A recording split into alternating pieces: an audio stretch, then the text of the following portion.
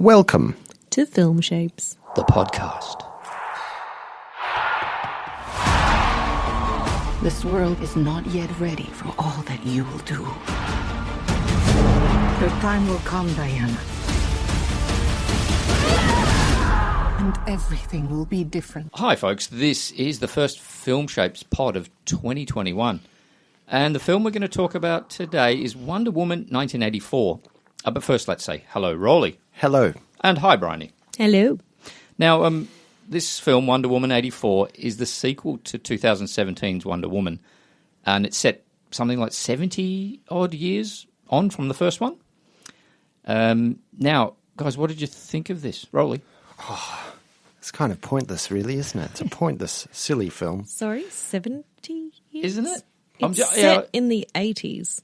Yeah, so... And isn't the first one set in Second World War? I think it's First World War, isn't it? In it? I don't know. I'm not sure. Did they have planes in First World War? Yes. Oh. Okay. Some of this film, I was a little bit over busy thinking about what I was going to say, and I was missing parts of the film because of it. And so Bryony was pointing that out to me. How does she notice you missing things? Overall, so we've got an evil Make-A-Wish Foundation, basically, is the premise for this film, isn't it? Yeah. And I just think that's a really tired kind of feature to try and use to push a film along like this. As a filmic device, it's limiting, right? Because the infinite number of wishes that people are going to make, and towards the climax at the end, you know, there's going to be too many wishes that contradict each other. So your brain ends up going, this is silly. Oh, I missed a lot. I'd not say I missed. I just, it sort of washed over me. What's this monkey paw thing about? Why are they all making wishes and suddenly he's taking their wishes, something else that they haven't agreed to? I think Bryony should explain that. Okay. Bryony, what do you think? Oh, they sort of answer that, I'm pretty sure, when they go and speak to the slightly mad secondhand record shop guy, and he's got like the ancient Mayan book. Oh, okay. And so she's reading through, and then she knows that this object has been made by an ancient god, but she doesn't know which one. And then she finds the reference to him in that book. And she says, oh, if it's been made by him, like he's what we know of as the god of lies. Like there's a trick to all of the wishes. Like you make a wish, but you end up giving up whatever your most powerful or most important asset yourself is. That's a shit of a wish, isn't it? Yeah, so and I think monkey paw is just kind of like an old saying where, because for everything a monkey gives, he takes something with.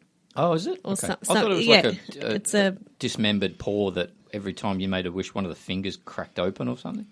Is that right? I don't know. Wasn't that on the Simpsons episode once? I don't know. I'm not sure. Maybe that was I'm not sure where monkey paw thing comes from. Right. It was a muddled film, though, wasn't it? Didn't you find? It's all kind over of the place. very flimsy plot, really. It was a bit silly, but yes. It was still kind of fun, like, but very silly. Yeah. One thing I think I noticed in this film was the special effects budget, because a lot of the special effects looked fairly cartoon-like. And I didn't mind that in terms of the opening and things. It just looked a bit kind of unreal. The opening scene on the island with where the kids doing the challenge and everything, and they're jumping around bars and mountains and things and doing all these superhuman feats. But there was a scene in the middle where they're driving through the desert where there's one or two good special effects moments there, but there's a point where she grabs those kids out of the sky and they're rolling along the ground, and it just looks like she's holding onto a couple of dummies. Yes, yeah. Like it literally looks really bad. Yeah. And I felt like, they've actually spent a lot of their special effects budget on the final scenes, and some of these ones in the middle aren't quite getting the same level of attention. Yeah. That whole, I just remember that when you said it, that whole first sequence of, was it Themyscira they're on? That's their island. That's the island? Okay. Right. That's basically, you could save a lot of money by just saying to the kid, like maybe just go into a bedroom and saying, you know what, being honest is really a good thing. So is that what you say to your kids? Does that work for you? I don't have the budget to do all the other shit. But really, I mean, why do we need to see that?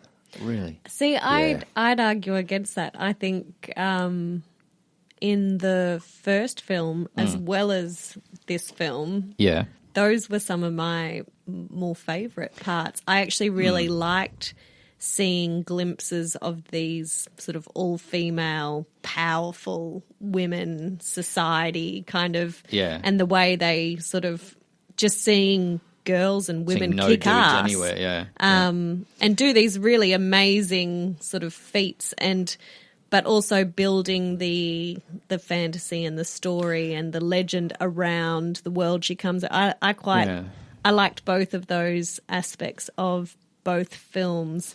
It tends to get much sillier for me when you take her out of that environment and put her in. But don't you reckon? We've set that up in the first film. We understand, and she was actually physically there on that island in the first film. So fair enough. This is a flashback sequence. It's just, is it just to show? Oh, look at all this cool stuff. Look at these Amazons running around like kick-asses. Oh, I feel like it's a lot of films do that where that's you true. sort of you know a general outline of a character, but then often with the sequels. With each sequel, you learn a little bit more. You get a little bit more of their background. Little bits eke out, and I feel like, I don't know. As a girl watching it, and we watched it with our daughter as well. Like, she really liked those bits, and I know another friend's daughter watched it as well, and she really liked. There's something kind of cool about seeing, like, all women just like kick ass and do really cool shit. Have you got a problem with that, Shady? Is that what you're saying? Is it? I think it's the problem that it's incongruous. They didn't need to put it there. I'd prefer to see the whole film set on that island, with like the first one where Pine turns up and he's a fish out of water. You know, they're just starting with an action sequence. They need something action to begin the film. I guess it transferred to the shopping centre. Yeah, they did that awful shopping centre opening as well. It was cheesy, wasn't it? Horrible. But I think the young girls seem to like it. So maybe we're not the audience here, right? Maybe not. Yeah. I did wonder, like, it was almost so ridiculous that I wondered whether they were paying homage to the original TV show. That's what it felt like because it was so tacky. Important to remember so 80s. Yeah, that was originally an 80s series, that TV show. So I think... And so colourful, and even the way she sort of caught the perpetrators and just seemed to hark back to those very early superhero-style TV shows, which, let's face it, they were cheese. They were cheese factory. Did you guys see the Boys? That I think it's Amazon show. No, didn't watch it. They have the superheroes in that doing films and TV spots and things, and that sort of seemed like I was waiting for the cameras to turn up. So she was giving it the wink to everybody and the thumbs up and stuff, and I thought they were filming a bit for a TV show. Oh, I see. Oh, that would have been good. Yeah, you could have directed this. Would have been a better film. No. Go on. Oh, what did you think of the scene? I thought it was kind of funny, like how creepy the guys were in this movie. I was going to say creepy guys from the 80s, but you know when she's walking through the party and everyone's going, "Hey, Diana! Diana!" Yeah, and she's no thanks. No. Yeah, and she's avoiding all these men, which must be a real problem for her in real life as well, I expect. Sure, yeah. But yeah, I thought that was quite a fun. So you don't often see that side of things portrayed in movies where a female just has to put up with this over and over again. I mean, it's becoming more and more common, though, I think, isn't it? So, and that's, I mean, the Kristen Wiig character had to put up with more serious shit than that, didn't she? And that sort of twigged a little bit of something in her. Can we do a bit of spoiling? I guess it's going to happen. I think that was just a really obvious sort of plot device, I suppose, where we needed to see that her wish was coming true. She made a wish.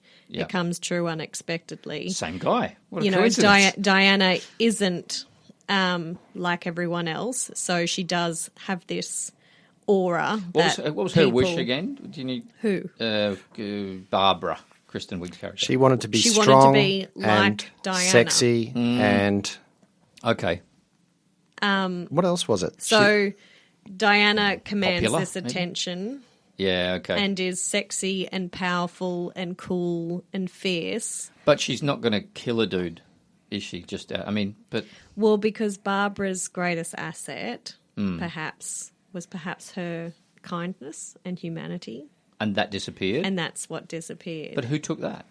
Well, that was the other That's side part of the deal. wish. That was the Max- dark side of Is the wish. that monkey claw thing? Yeah, did Max Lord get her kindness and... Yeah. But he guess so. didn't... No, but he wished doesn't. before. No, he doesn't get it. Where does that go then? It just goes back to the stone or something. Oh, but he was the stone. Is He that the became the point you're stone after making? that. Was. Because he's not kind. There's Look, too much it's not- going on to be able to make didn't- sense of this didn't- movie. Didn't that kid say, "I want you to be good" or something? So That's what I thought. so And then the dad eventually became good. it took a while. Right at the end. But why didn't that happen immediately like all the other wishes? That's what I mean. There's all these Yeah. conflicting wishes going on. Well, and it just doesn't actually- make sense Bryony. in a movie. It's really annoying. The three of us actually couldn't agree Okay. on what the word was that we heard when the little boy made the first wish. Because he stops him and says, don't waste it, don't waste it. And then the boy says, I wish. But we couldn't agree on whether he says, I wish for your greatness, I wish for your goodness, I wish for your... We couldn't work I think it out. it was goodness. We thought, was it think- goodness? But yeah. then I was like, it could have been greatness. Yeah. Could have been Very different greatness. things. The kid wouldn't have said greatness. No. He wanted, if anything, he wanted his dad to just be home. Like he could have solved everything See, right there and then. I interpreted it as the little boy wanted to be great like his dad. Like, I want to, I wish to have your greatness. Yeah, okay. Maybe there'll be another one of these I awful don't know. movies. I hope not. I mean, I think it's a little bit better than the first one, and I bagged this pretty bad. Don't you reckon? It's a marginally better, but maybe I'm misremembering the first. Well, I feel like this one, the reason it got so silly, and in my opinion, I actually think they've done the best they can with harking back to the original comic and then the original series. Like, there are so many ridiculous aspects to this person as a superhero, like the invisible plane, the lasso of truth. All what of was these really things ridiculous? are just so dumb. So to try and bring them into a modern context, into a modern film, I think they did fairly well to try and explain away the plane and things like that in the best way you can when you're kind of dealing with something so stupid to start with. yeah. The stupidest part, one of the stupidest parts, which they didn't deal with, was why would you fly a plane through fireworks like that? Oh, that was that would have daft. to be the dumbest thing ever, Yeah. and everyone knows it. Yeah. I mean, that gave us good visuals. That's it. Yeah, it's ridiculous. You're disappointed with that, aren't you? Here, I got a couple of things to hit you guys with. What did you think that Pedro Pascal's change of heart at the end was? Did we earn that? Like, was that? Well, this is where Do you I know think what I mean? it Like, came it's- from the kid's wish somehow. He did it though. That's a long way after. It seems like it was too sudden. Like a minute before, he was going, "I want everything. I'm going to be," and then, "Oh yeah, I'll go and get my kid." Okay, I renounce my wish, and he fucks off. Now, how did that? Did I miss something? I feel like I missed something. I'm not sure how the whole thing resolved. How did Wonder Woman actually solve it in the end? She had a lasso tied to his leg. Yeah, so what? How did that solve anything? Why are we always looking at it was Bryony all- to help us here? Because there's all riots. It's like the Capitol riots on steroids, and somehow it all gets solved by a lasso on the guy's leg. I don't get it. Well, I'm not sure about the actual mechanics, but she says to him, I wasn't talking to you. Yeah, I was talking through you because he was broadcasting to himself. everyone else. So he's broadcasting to everyone. So she's speaking to somehow, again, this is where I'm like, mechanics uncertain, but I'm pretty sure the premise is somehow she's speaking to everyone that he previously was, and her speech convinces them all to renounce their wishes. Because everybody would. So that is why chaos starts to reign in.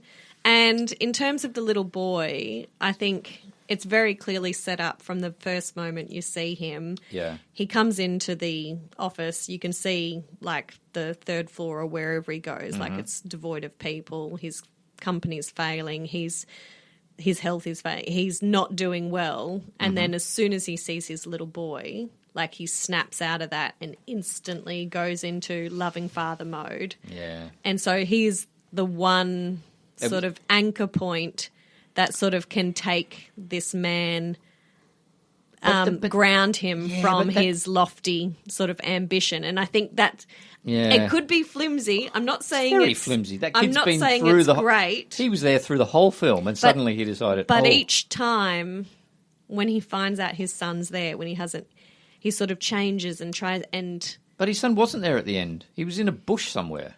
Wasn't no, he? but her lasso of truth shows him his son running around going, "Where's my daddy? I'm scared." And he's like, "Oh my God, look at the world I've created for my son." I didn't buy that. I didn't get that and from so it. that's when he's like, "Oh my God, what have I done? My son's scared. He's alone. He's the most important thing to me. I need to find my son." Muddy, very muddy. Even just little inconsistencies like, well, can she fly or not? No, You she know, doesn't can have she the- just whip? But at the end, she's flying at the end. Like, Because she's getting she faster remembered that- while she's She remembered, in the and we air. heard in narrative that you have to use the wind, float on it, or some shit that Chris Trevor, or what his fucking name is, said to her. I mean, flimsy. You can see the connections they're suggesting. So you can sort of follow it. It doesn't make it any more plausible. no. Yeah. It's like the script's written by an 8-year-old. Yeah. Okay, so two more things. Do you reckon it would have had a different sort of angle to it if Barbara and Diana had actually been lovers at the beginning instead of just the dynamic that was between them? Wouldn't that have been a better film? How would they then have the kind of how would they set up between the villain flirting, the flirtation? Doesn't need to. He's just offering power to her. That's all. Because I feel like, she falls that went into line nowhere. with him a little bit too easily. Like that went nowhere anyway. So. But she's suddenly become a powerful woman. Yeah. And yet she's falling for this guy for no good reason. So I'm not sure there's nothing there to explain that either. So I'm just going to take the opportunity to complain about the film a bit more.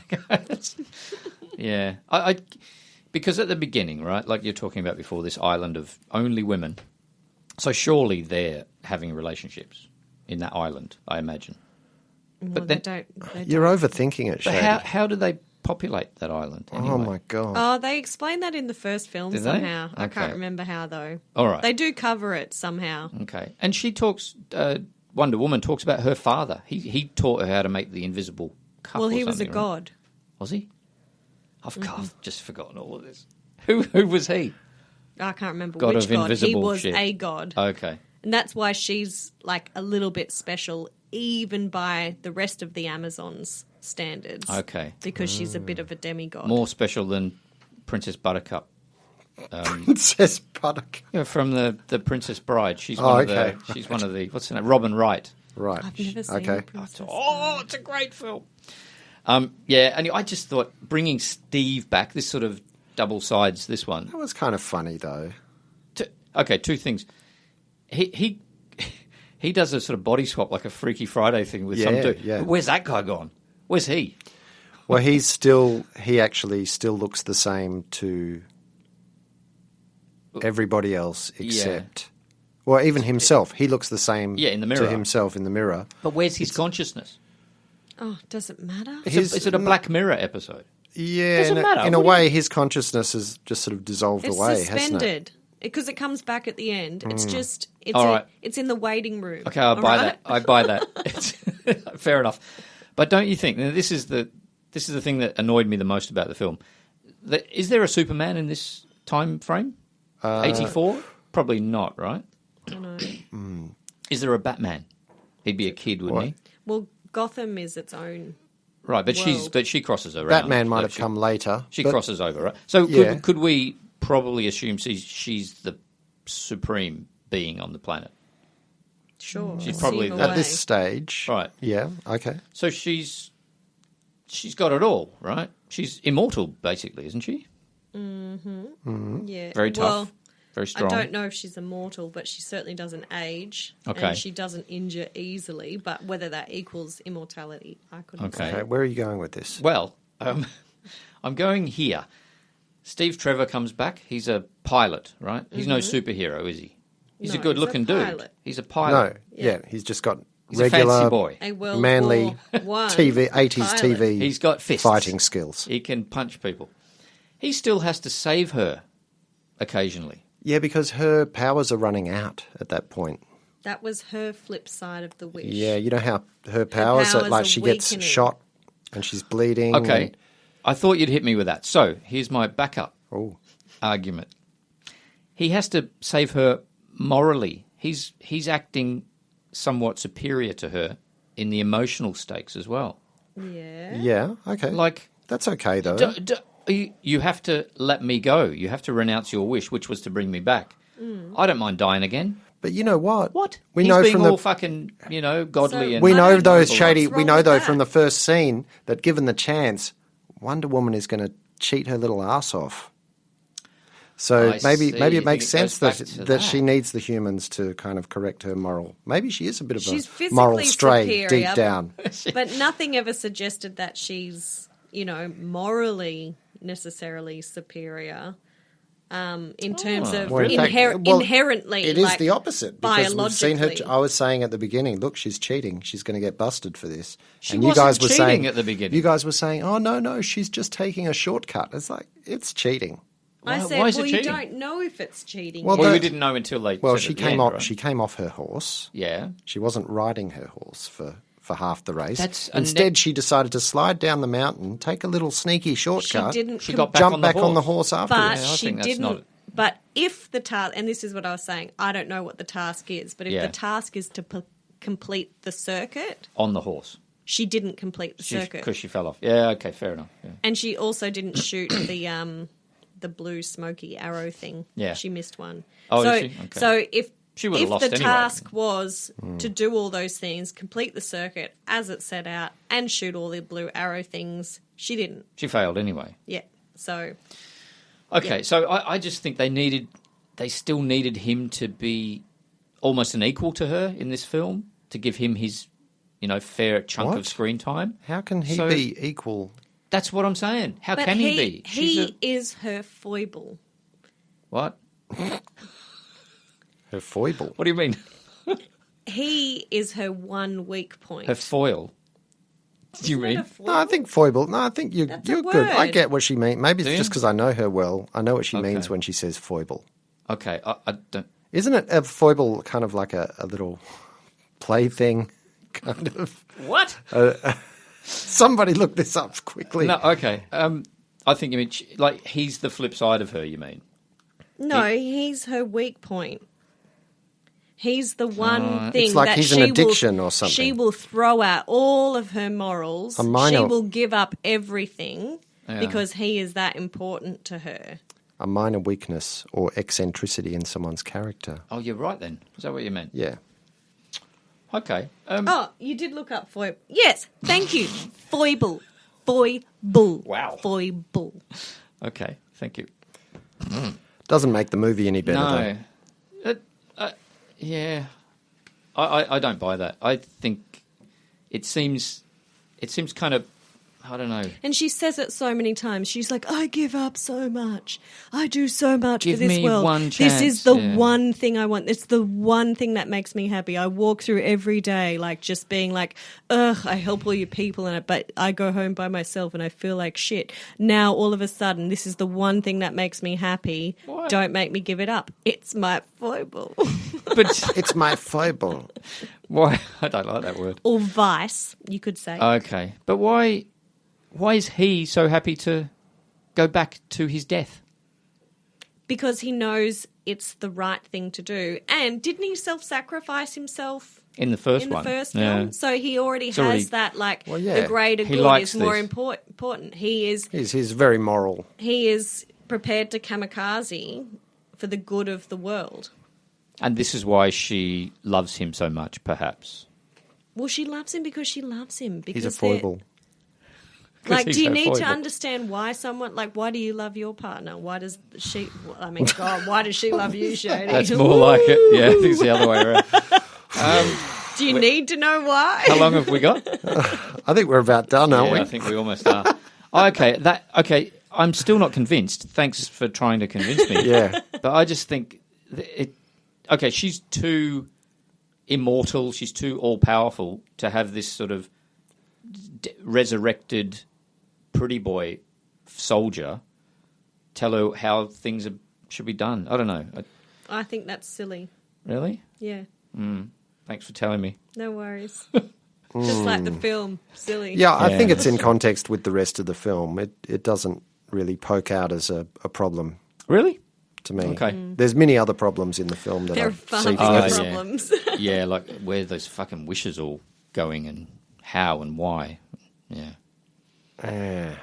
Well, I mean, so do you prefer this to the first one, or do you prefer the first one? No, I think I slightly prefer the first. Okay, but I thought they were both a bit.